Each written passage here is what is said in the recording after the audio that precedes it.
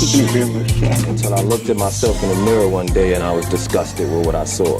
So I said, you gotta make a change, man. It's all about fun, laugh, and getting through life. That's what it's all I about. find you have everything to gain with Christ, and without him, everything to lose. Said I'm gonna lay you down, just like a bridge over troubled water. Hi, and welcome to the show today. We hear of so many young people being killed and getting into all kinds of trouble. Today, I want to spread the word about a wonderful program in Brownsville that is helping young people be productive citizens. It is called Riseboro Community Partnership Next Program. Mr. Thaddeus, Canty, project coordinator of Next Steps program, has been doing an excellent job helping them to develop new mindsets moving forward in their lives. So we want to welcome him to the show today. Hello there, Mr. Thaddeus Canty. How are you? I'm good, thank you. So tell me about your program, Riseboro Partnership. What kind of organization is this? Okay, so Riseboro Community Partnership is a nonprofit organization. So back in 1977, when the blackout hit New York City, a lot of citizens from Brooklyn, particularly in Bushwick, were forgotten, or just left behind. And so Riseboro formulated the nonprofit to help people with housing services, homelessness prevention, education, access to healthy food, serving veterans, and just providing the resources for people to get So their lives people on in the track. community, like if they need housing, they can come to the organization and they help them, find a place to stay. Yes. And what about the educational component? Is they give workshop classes or what? Yes, they give workshops. They have different programs. One is called SAGE, which is directed towards young girls. And Next Steps Brownsville is one of the programs that later on in the years they implemented into their structure to, provide different services. So where's the office located at? So if anyone's interested, needs some assistance, they would know where to come at. Where they located? Oh, we have to go to 90 Beaver Street. That's in Brooklyn, New York. 90 Beaver Street, Brooklyn, New York, 11206. You go to the Riseboro Empowerment Division, and you can go there and you can get access to a whole plethora of different services, legal services, like I said, the education and things like that. What was going on with the organization that made them decide to start Next Step program? Why did they think this program was needed? Well, I feel that they think that it was needed because of the dynamics that was going on in the neighborhood of Brownsville. So Next Steps Brownsville it's an initiative of the mayor's action plan. And Mayor de Blasio seeing that across the city, 15 housing developments were, high in crime and poverty. And so Brownsville was labeled as the 7th worst project in Brooklyn. And so Riseboro. So what kind of program is Next Steps? Like, what do they offer the students that come, and what do you want the students to get out of being in this program? Okay, so Next Steps is a transformative mentoring intervention program. So we want them to get out of the program to find a different direction, to be able to think outside of the box and from outside of the neighborhood and be able to get something else on their mind that's going to help them be productive citizens moving forward in their lives. So since you've been in charge of the program and you've been working with the students, do you see a difference in the students? Do you see they have changed their lives, or they're working on goals, or they're working on going to school? What is the benefit of the program that you see they're getting out of it? The benefit of the program that I see is that they are taking advantage of the resources that we have available. So I get a lot of internships, a lot of training opportunities for them to get into. And, some of them have been taking the initiative to go forward and come together to get this done. And they have been really instrumental in, changing their lives and coming into the program. So give me And it's a quick example of like in the program, what you say, in what way they have changed their lives. Are they going to school, or they decide to go to college, or? Yeah, so we have some that are very interested in going to college. We did a trip. I was able to be a part of a trip to Harvard University. So my whole thinking behind that is that I wanted them to see that there was more out there and that there was a possibility for them to not only to get into Harvard, but to get into any school if they put their minds to it. And afterwards, we had some participants who were really inspired by that trip. And we have 3 participants who are actively pursuing getting into college right now. Sounds like a good program. So what we're going to do is we're going to take a quick break, and when we come back, we're going to meet some of the students that's in the program. So we'll be right back.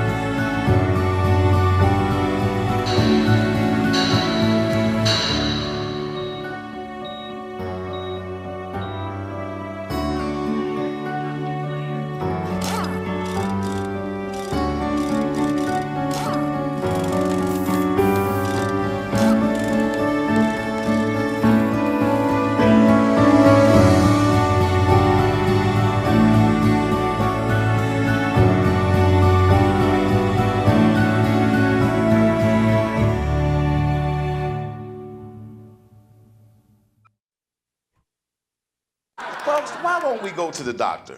My uncle called, speech all slurred, complaining his arms numb. He called everyone. He even called my daughter Tiara, because, you know, she's got a year of nursing. Everyone thinks he needs to go to the doctor, including me. So he said, well, will you take me? I'm like, I'm on the road. He goes, I'll wait.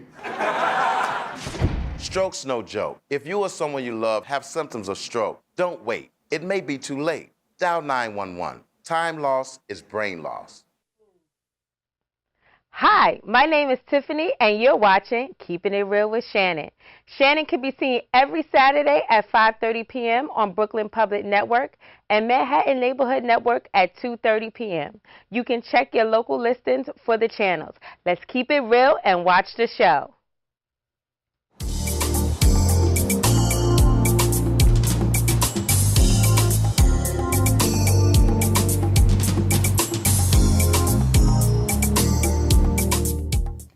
Hi, we are back with Mr. Thaddeus Canty, Project Coordinator of Riseboro Community Partnership Next Step Program. Joining us now are 3 of the students from the program Next Step: Vernice Bogan, Shaquille Campbell, and Quincy Denson. Thank you all for coming. Welcome to the show. Thank you for having us. I'm so glad to see you again. So tell me, what made you decide to join the program? Well, me personally, I joined the program, to be honest. I was just in the neighborhood, browsing around. My friends were going. They always had good stories about coming outside of the program. And I just wondered what it was like inside. And once I did go, it was all like, it was like a leading path for me, because you got Mr. Canty here, you got the students around me that's just like me, and some of us even having the same problems. For example, like some of us even want to go back to school, but some majors have to pay. Some want to work, some just can't find a job, but we all in one program right now trying to basically find the same help. True. So that's what brought me to the program personally. Okay.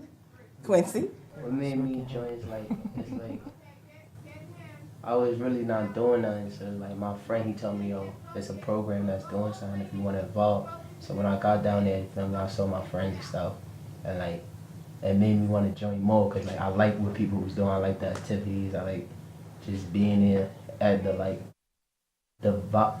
connect you feel when you first get there. It's like you first meet them, you really don't know nobody, but like you get used to it. You meet a family, you feel me? Like So the program is like a family for you? Yeah. Oh, okay. It is. That's part of the reason I joined too. When I first heard about the program, I initially thought it was a job program, and in Brownsville, it's not really like a lot of programs that they start to help the community. It's a lot of violence in Brownsville, and that place is like a safe haven to me. Like it's somewhere I could go and I could express myself without worrying about being judged, or if I need someone to talk to, you have the other mentors, Mr. Canty here. It's just a good place to be. Okay, so what was you doing before you came to the program? Was were you going down the wrong path, or was you hanging around the wrong crowd? I wasn't doing anything productive at all. I'm not gonna lie, I wasn't. So what was you doing, Shaquille? I was doing the wrong stuff. I was out in the street, late night. There's not really nothing out there, So meeting Mr. Canty and them definitely changed me for the better. When I first started going there, I expressed to him how much I wanted to find a job, and he said one thing that stood out to me. He said, "You want to find a job so bad. You always tell me you want to find a job, but what are you doing to actually to help yourself find a job, And I sat back and thought about it. I wasn't really doing anything, And so he helped me build my resume. He brought in a job coach. He had a job coach come to the program every Thursday, which really gave me a lot of interview skills, and because I've never been on an interview before. I'm employed now, by the way. I work for the Marriott Hotel. Yeah. Wonderful. I work for the Marriott Wonderful. Hotel. Yeah. That's what we want to hear. Yeah.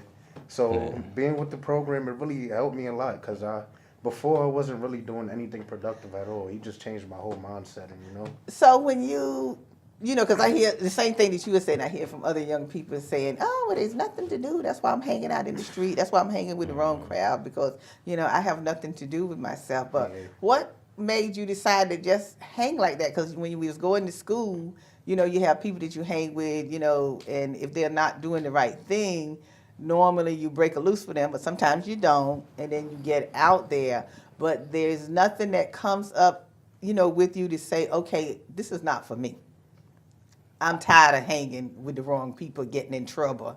You don't think about, like what could happen to you. You might end up in jail, or go to prison or something, The thought do cross my mind, and at the end of the day, I'm still a female, but I hang out as if like I'm just normal, Before the program, no lie, I was just hanging out like every night. I may hang out every night too, like right now, but it's not a consistency thing. I was like, I know to go in the house. I know to wake up tomorrow and go search for a job. I know to go handle my business tomorrow. But, it's just sometimes you be stuck in a moment when you are in that moment. It's just you don't know when you're going to snap out of it. You have to make that move yourself in order to want to, like, evaluate in life. Because, like, or like, to move up in life, it's all just begins with you. And sometimes you just be stuck in a moment. And you just got to get out. So tell us, what is it that you want to do? Now that you've been in the program, right? Yeah. So your mindset have changed, and so now you got goals. Yeah. So like, what is it now that you want to work on and what to do? So before the program, I was thinking of starting like a business, in which I was going to school for, like, a year or two ago. Didn't finish. But I was just like, why not go to the program and try to find help for like a business? But I started off with like trying to find an apartment, get myself in a straight line or whatever. So my goal out of the program is to like at least try to get like the beginning of my business started before leaving this program or something, or anything. At least get information, and connect by networking with people to get things going. Quincy, I see you smiling, so I know you have a lot to tell us, right? Let's take a step back to when you said like kids out here, following the wrong path, like. When you said that, I kind of agree more. Like me as a young teen, I'm 18, from 12 to 18. I've been in and out of jail. I've been stabbed, fights, jumped, all that stuff. Like before I came to the program, that's what I was going through. Now, like I came in the program, it's like it kept me out of trouble. You feel me? But months of being in there, I learned more and more, and like I connected more. Feel me? Like my 4th month in there, I got locked up again. Like I had nobody by my side, but Mr. Canty himself call me. I call him every day, tell me hold my head up. He gonna be there every court day. Every time I came to see the judge, he was right there. Feel me? So like when I came out, it was like this is my family. Feel me? Like this is who I bond with. This is who I build with. It's like they helped me, feel me? Like, I needed help, and they was right there for me. She tell me every day, yo, you doing this, that, and the third, you gotta change your life. Because as a young teen, there's kids out here who won't make it past 18. There's kids out here who doing bad stuff for me. And I graduated high school at 16, so it's like, I really gotta take advantage of that. I play football, basketball, I gotta take advantage of that. I can't be out here doing the wrong thing. Wasting your life. Basically. Yeah, definitely. Yeah. Well, Mr. Canty, you don't have to be so quiet. Yeah, no, I just... Why did you feel that you wanted to advocate for Quincy when he said he got in trouble? What is it about Quincy that you felt like he needed to be saved? So, when the program first started in 2017, last year, Quincy came and he signed up, and I never seen him no more after that. But I used to see him in the neighborhood, and I used to always like, yo, man, what you doing, man? What's going on? He's like, I'm all right. I'm like, yo, the program will start, man. We got a slot for you to come back. So when he did, when that previous cycle, which Shaquille is an alum participant, so when that previous cycle ended and Quincy came back into the program, but I just noticed the difference in him, his whole attitude from before when I first met him. It changed. It had changed. And he, expressed interest to coming back in the program. I rolled him into the program.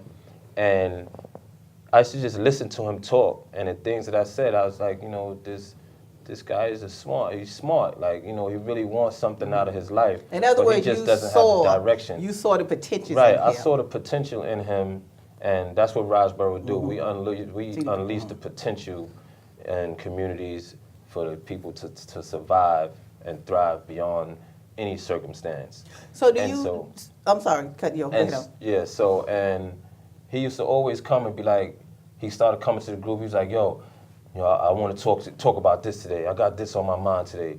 Let's bring this up in the group discussions today. And when I heard that he was arrested, 'cause I didn't see him like in a week went by. So I was like, where's Quincy? And he's like, oh, Quincy locked up.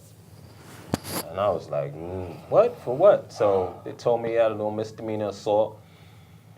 So I just came to court. I felt it was my duty to go and advocate for him when I heard that they was trying to give him 6 months in jail. So do you, students, do you feel that that's what's lacking? That you feel young people sometimes really astray is because they don't have anyone that, talks to them or, guide them or, Yes and no. very disciplined, to keep them on the right track? Yes and no.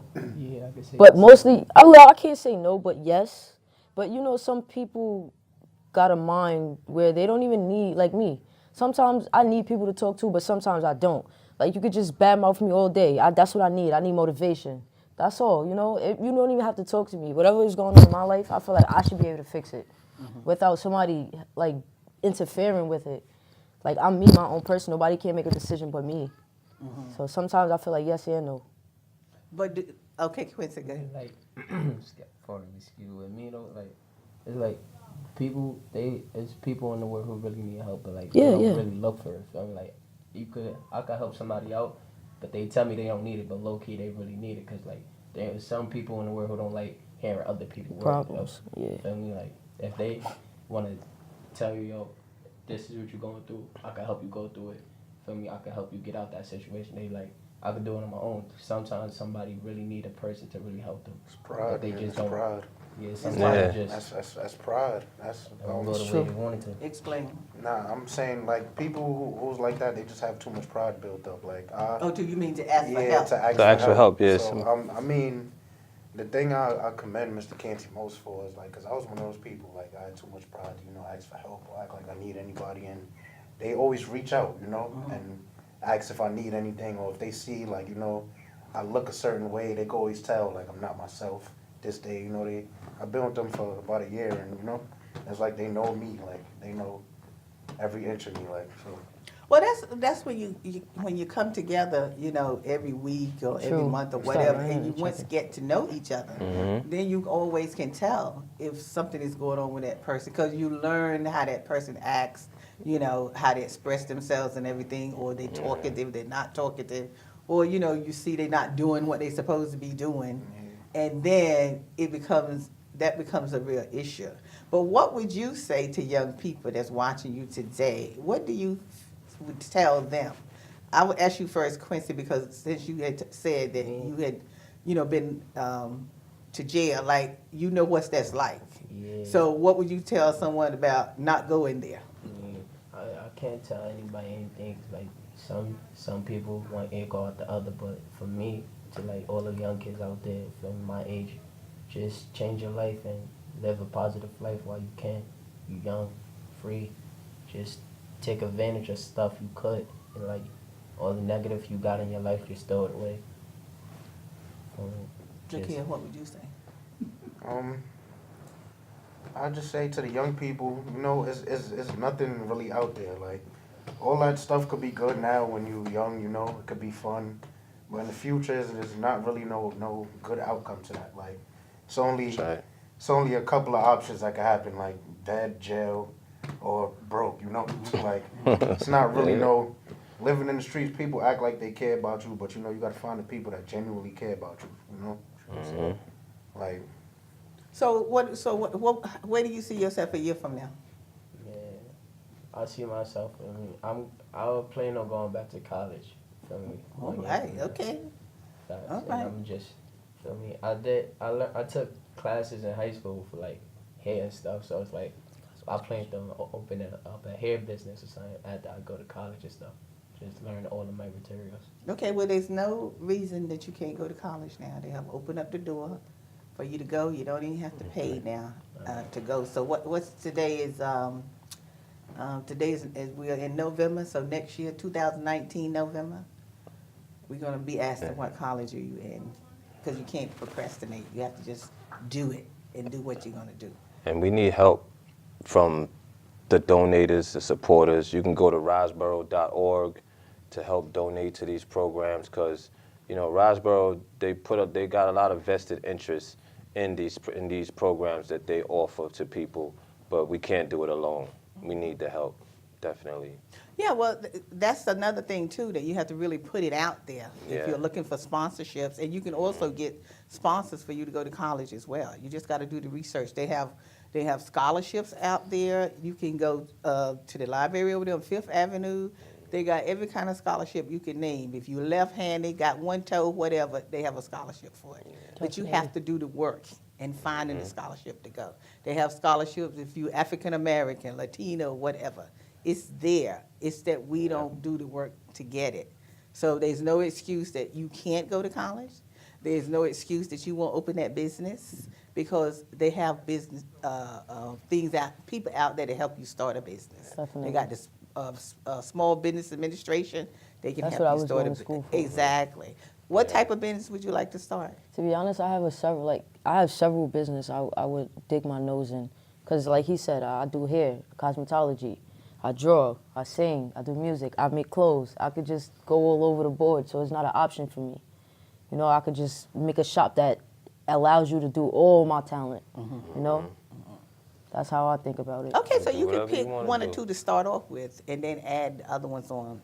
But just before we have to go, our time is running out. But before we go, I just want to know what your intentions are for being in the program, and I also want to know what's the second phase of the program.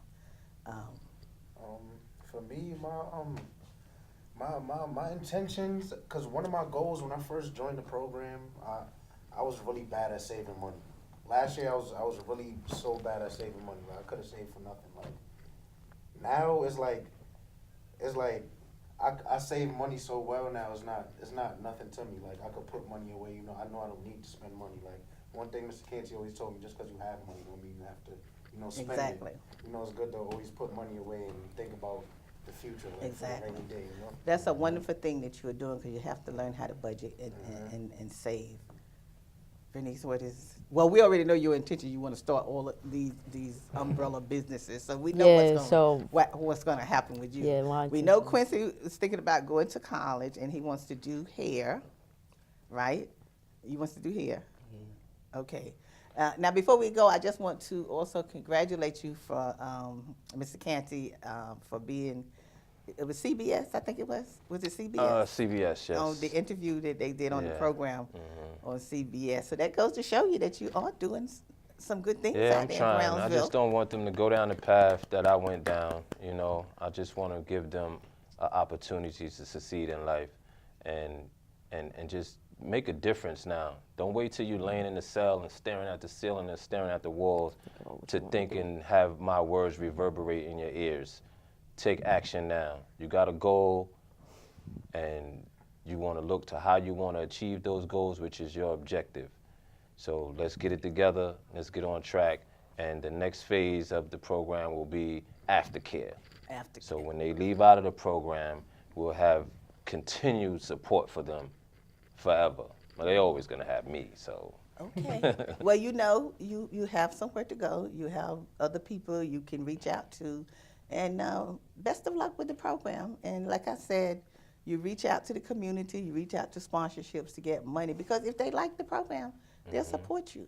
And not only you, but the students also have to reach out as well, because they always give money to students. They always give money to students. They're there. And so thank we you wanna, for having us. Yes, we and thank appreciate you it for very coming. much. And I must say I did go out and visit their program one evening, and I had a wonderful time.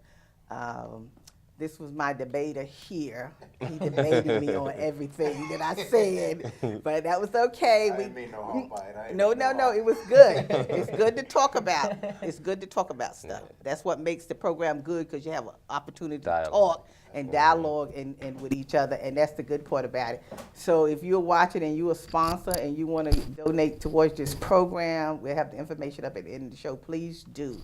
It's a wonderful program. The students are really nice. They're getting themselves together.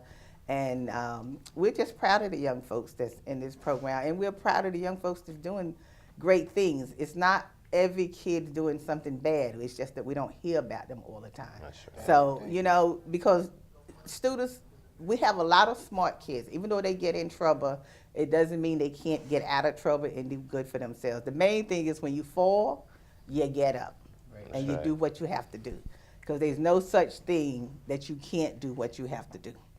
You put God first, and He'll open the door for the rest of the things. So we want to thank you today for joining us, and I hope you'll come back again. Anytime. And thank you very much. So thank you for watching today, and as always, we'll see you next time.